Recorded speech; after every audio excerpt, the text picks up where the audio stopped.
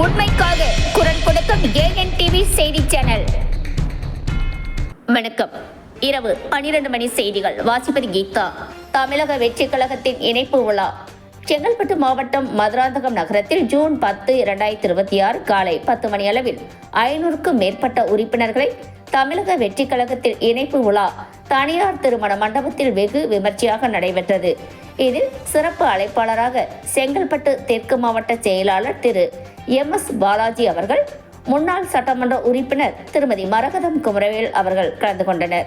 குறிப்பாக மதுராந்தகம் 12வது ward councillor திரு Jerlin Jose அவர்கள் மாற்றுக் கட்சியிலிருந்து தமிழக வெற்றி கழகத்தில் இணைந்தார்.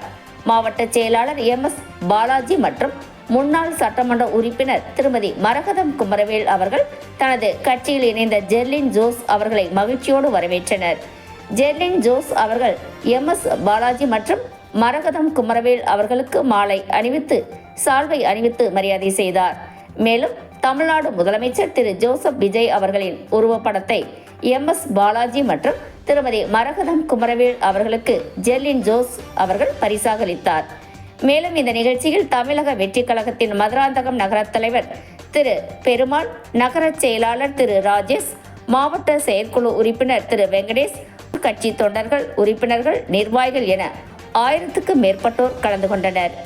இச்செய்தியை தொகுத்து வழங்கியவர் செங்கல்பட்டு மாவட்டம் AN TV செய்தியாளர் திரு கபீர்.